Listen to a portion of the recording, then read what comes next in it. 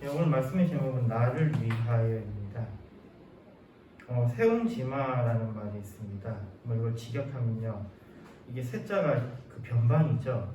그 변방의 노인의 말이라는 뜻입니다. 이걸 풀이하면요, 인생의 화복, 즉 행복과 불행은 변수가 많으므로 예측이 어렵다라는 그런 의미가 됩니다. 중국 전한시대에서 제 회남자의 내용 중에 인간 눈에서 유래한 고사성어입니다. 북쪽 변방에 노인이 살고 있었는데 이 노인은 기르던 말이 있었습니다. 이 말이 도망가자 사람들이 말이 도망가서 어쩝니까? 정말 안 되셨습니다 하고 이렇게 위로를 했습니다. 그랬더니 노인은 오히려 글쎄요, 이 일로 복이 될지 어찌하겠습니까 하고 낙심하지 않고 덤덤한 표정을 지었다고 합니다. 그러다가 얼마 뒤에 도망갔던 말이 많은 야생마들이 이끌고 노인에게 돌아왔습니다. 사람들이 이제 부자가 되셨군요, 축하합니다 라고 이렇게 환호를 했습니다. 그랬더니 노인은 글쎄요, 이 일이 재앙이 될지 모르지요 라고 기뻐하지도 않고 덤덤한 표정을 지었다고 합니다. 그 뒤에 노인의 아들이 그 말들 가운데서 좋은 말 하나를 골라서 타고 다녔는데 말에서 떨어져서 다리를 크게 다치고 전눈발이가 되었습니다. 사람들이 와서 또 말하죠. 아드님이 다리를 다쳐서 저징이 되었으니 어떡합니까? 정말 안 됐습니다 하고 걱정하고 위로했습니다. 그런데 여기에 대해서 노인은요, 다시 그럽니다. 글쎄요, 이게 다시 보게 될지 어찌하겠습니까? 라고 당당한 태도를 보였다고 합니다. 얼마 뒤에 오랑캐들이 쳐들어와서 많은 남자들이 징집되었고 대부분 전장에서 전사했습니다.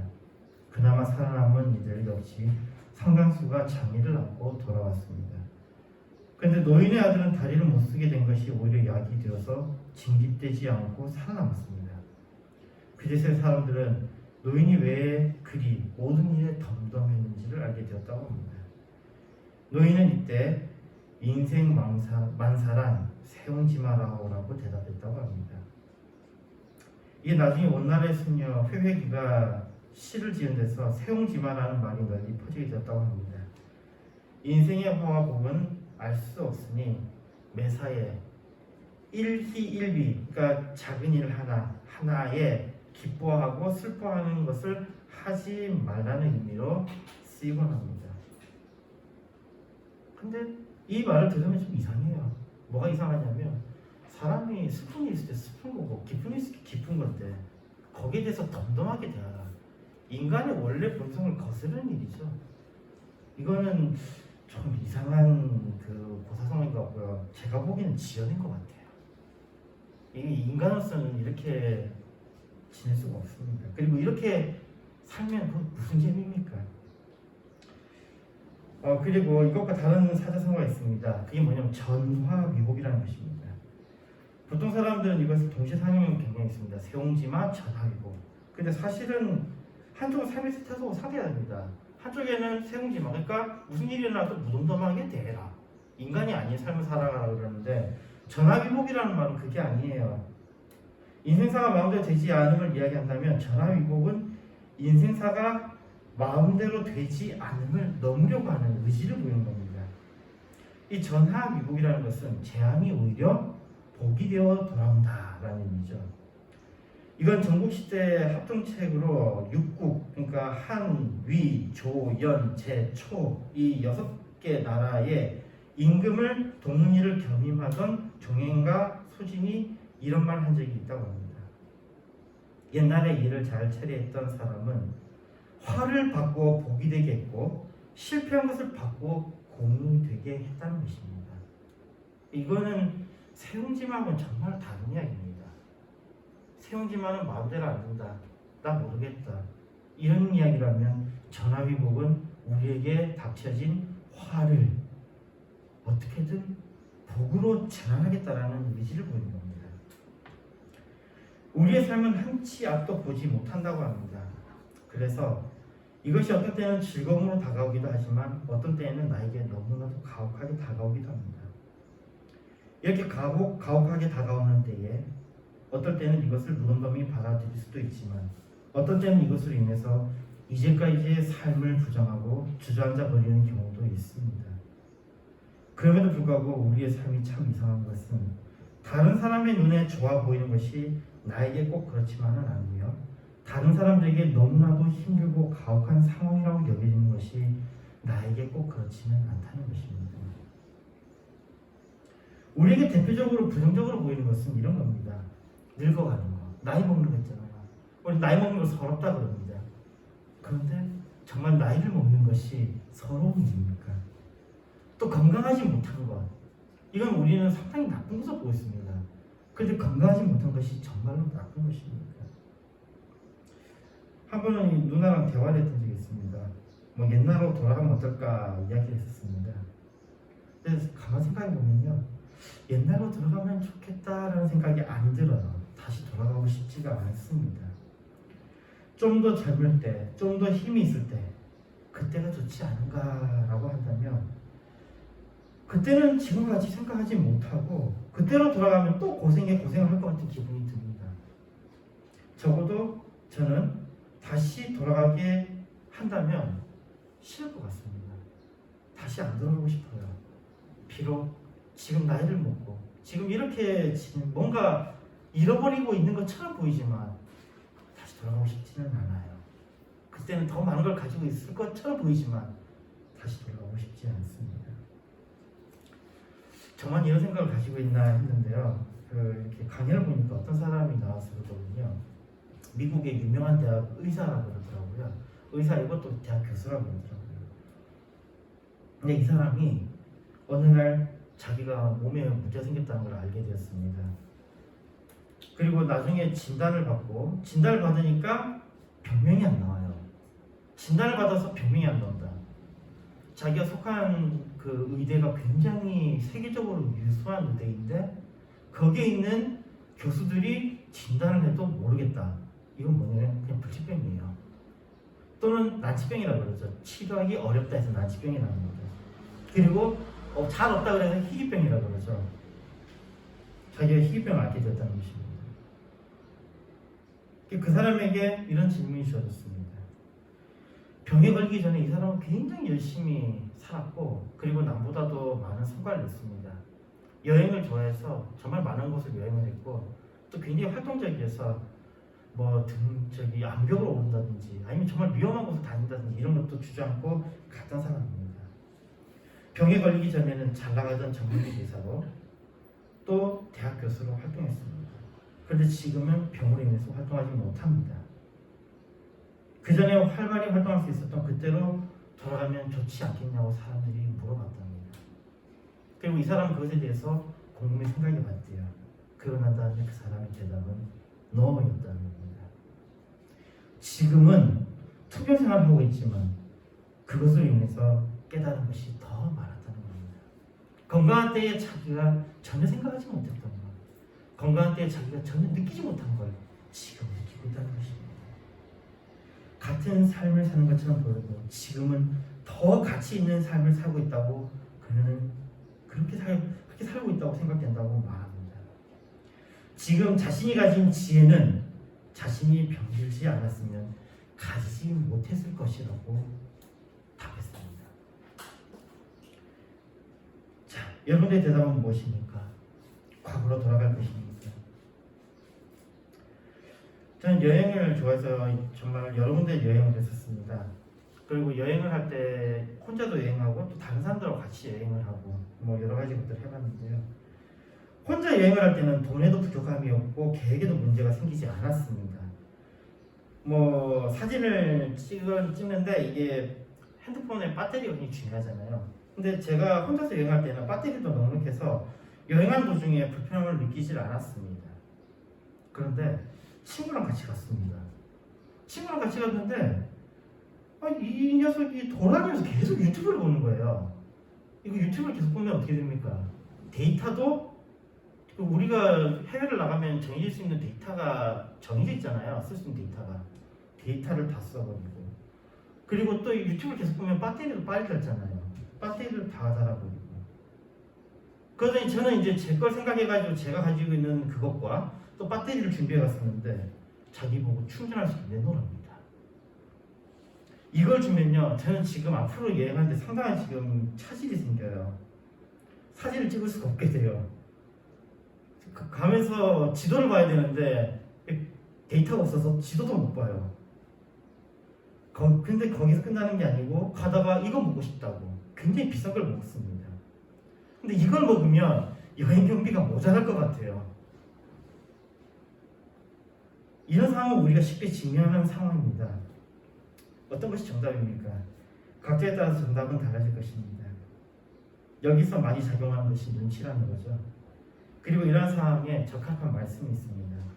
마태복음 25장 1절 12절에 다음과 같은 말씀이 있습니다. 그때의 천국은 마치 등을 두고 신랑을 맞으러 나간 열처녀와 같다 하리니 그 중에 5은 미련하고 5은 슬기 있는 자다.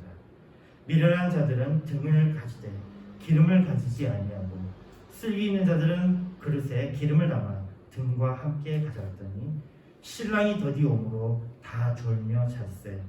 밤중에 소리가 나되 보라 신랑이 오다 맞으러 나오라 하매 이에 그 처녀들이 다 일어나 등을 준비할세. 미련한 자들이 슬기 있는 자들에게 이르되 우리 등불이 꺼져가니 너희 기름을 좀 나눠 달라 하거늘. 이게 지금 우리가 처한 상황, 제가 여행에서 처했던 바로 그 상황입니다. 성경에 답이 있습니다. 슬기 있는 자들이 대답하여 이르되 우리와 너희의 쓰기에 다 부족할까 하노니 차라리 파는 자들에게 가서 너희 쓸 것을 사라 하니. 이게 우리가 해야 될 답입니다. 무슨 이야기냐면 내가 계획했던 것에 누군가가 의도치 않게 예상치 못하게 끼어들었을 때에는 우리는 우리가 처음 세웠던 그 계획대로 가야 한다는 것입니다. 그러니까 저는 걔가 유튜브를 보고 다 배터리를 소진했던 거에 대해서 모른 척 했었어야 된다는 거죠. 그래야지 한 사람이라도 살아남아야죠. 같이 죽으면 안 돼요. 이런 케이스가 그런 거잖아요. 누군가가 사업을 한다고 돈을 투자했는데 지금 네가 돈 이것만 좀 빌려주면 내가 막을 수 있을 것 같아. 막을 수 있을 것 같습니까?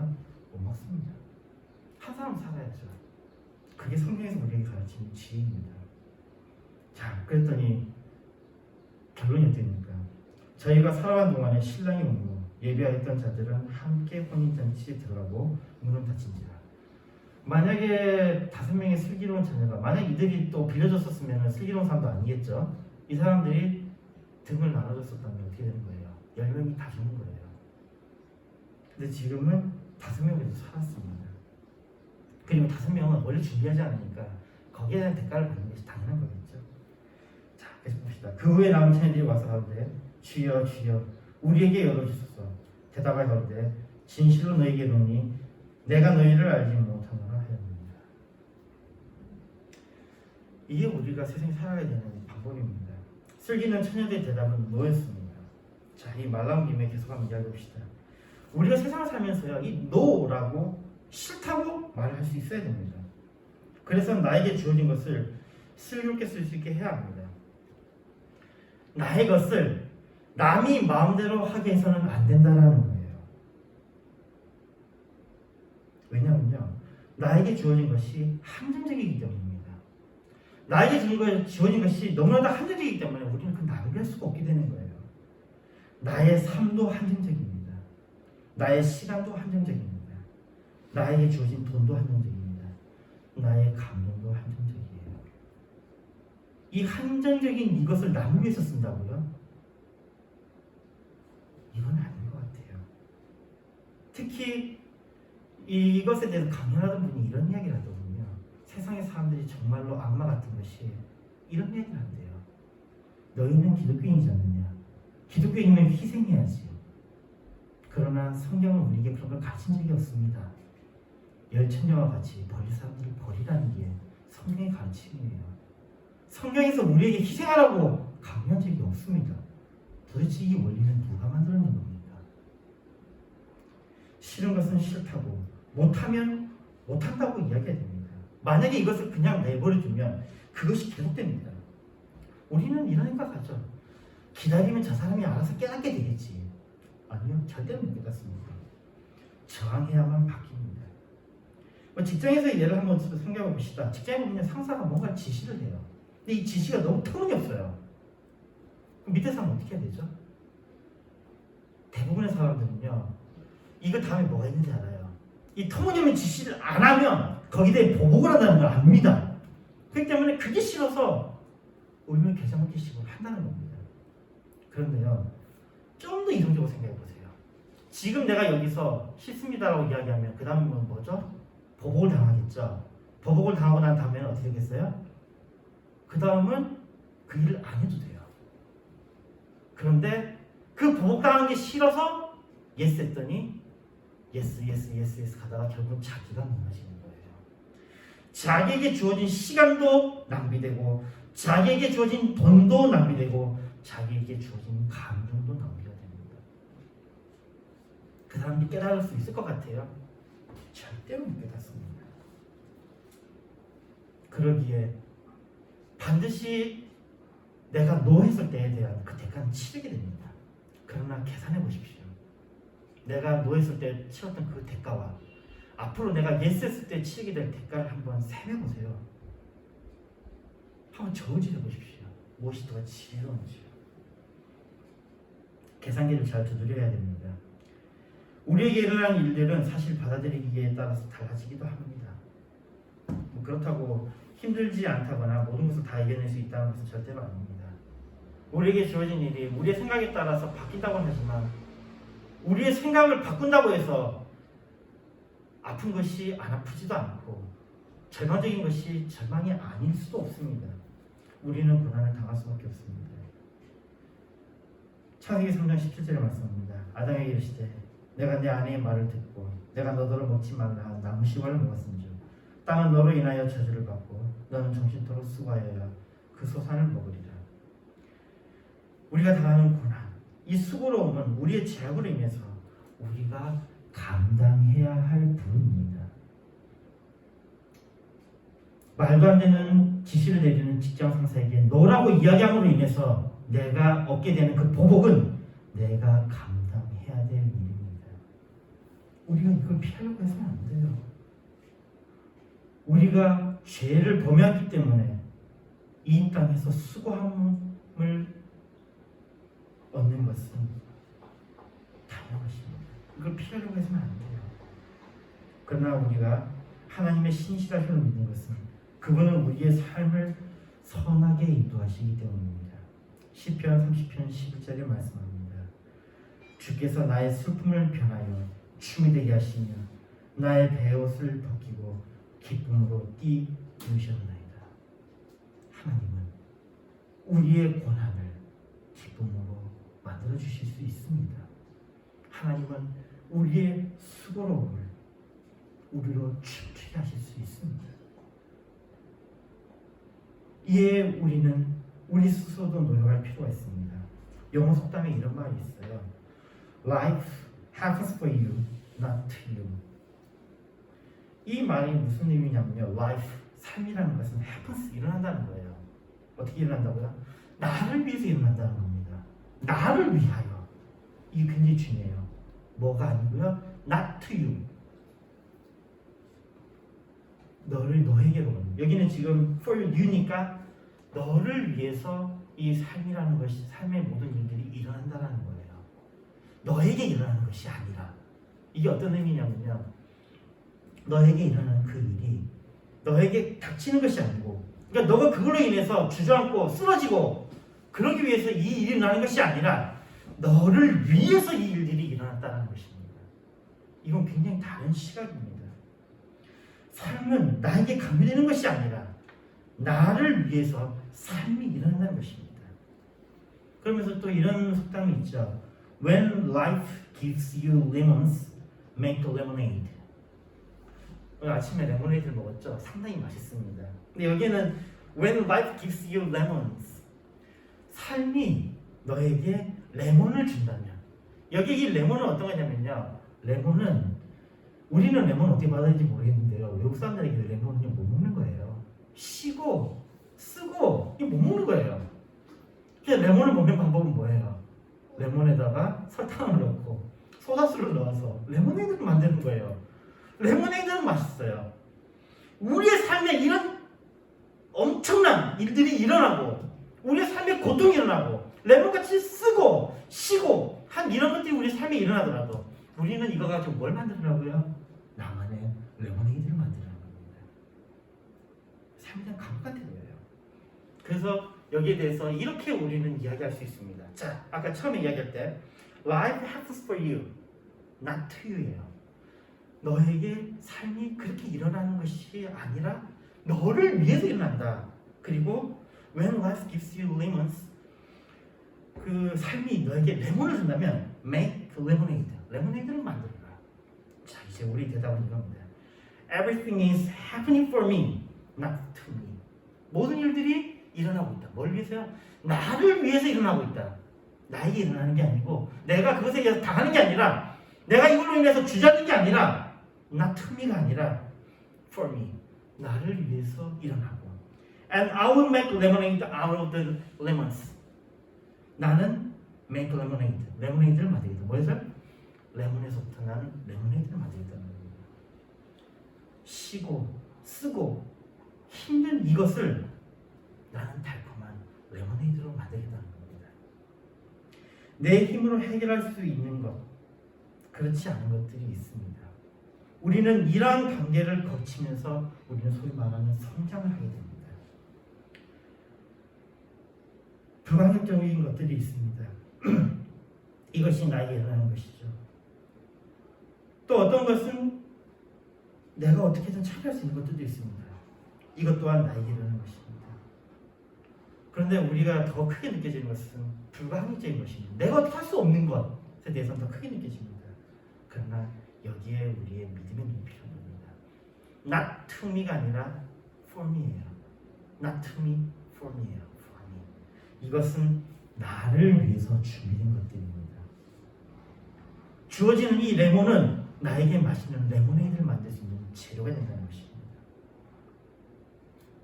이때에 인간이 가질 수 있는 희미한 것이 바로 희망입니다. 그러나 우리가 이러한 것을 확실하게 붙잡을 수 있는 것은 또한 우리에게 믿음이 있기 때문입니다. 로마서 8장 28절의 말씀입니다. 우리가 알거니와 하나님을 사랑하는 자, 곧 그 뜻대로 부르심을 입은 자들에게는 모든 것이 합력하여 선을 이룹니다. 하나님의 신실하심을 믿기에 우리는 우리에게 닥치는 문제들이 합력하여 선을 이룸을 볼 수 있습니다. 믿음의 눈을 통해서 선을 이루시는 하나님을 만날 수 있습니다. 오늘 본문 말씀 시편 126편 3절에 여호와께서 우리를 위하여 대사를 행하셨으니 우리는 기쁘도다. 이 대사 큰 일을 행하셨다는 것입니다. 하나님은 우리를 위해서 위대한 일을 행하셨습니다. 그리고 그로 인해 우리에게는 기쁨이 있을 것입니다. 하나님이 나를 위해 일하십니다. 하나님은 나를 위하여 예수 그리스도를 이 땅에 보내셨습니다. 예수님은 나를 위하여 십자가를 지시고 고통을 이기시고 부활하셨습니다. 그리고 나를 위하여 나를 구원하셨습니다. 비록 우리에게 보이는 것이 없을지라도 신실한 주님을 믿고 우리에게 주어진 쓰디쓴 레몬도 달콤한 레모네이드로 만들며 모든 일이 나에게 가혹하게 일어나는 것이 아닌 하나님의 크신 계획 속에 나를 위해 일어남을 믿고 승리하는 우리가 됩시다. 신명기 33년 29절에 말씀합니다. 이스라엘이여 너는 행복자로라. 여호와의 구원을 너같이 얻은 백성이 누구냐? 그는 너를 돕는 방패시요 너의 영광이 칼이시로다. 내 대적이 내게 복종하니 내가 그들의 높은 곳을 밟으리이다. 주님의 구원을 얻는 우리는 행복자입니다. 나를 위하여 행하시는 하나님의 능력을 체험하는 삶이 되기를 바랍니다. 이스라엘을 위하여 행하셨던 하나님은 나를 위하여 행하실 것입니다. 출애굽기 14장 13절에 말씀합니다. 모세가 백성에게 이르되 너희는 두려워 말고 가만히 서서 여호와께서 오늘날 너희를 위하여 행하시는 구원을 보라. 너희가 오늘 본 애국 사람들을 또 다시는 영원히 보지 못하리라. 아멘.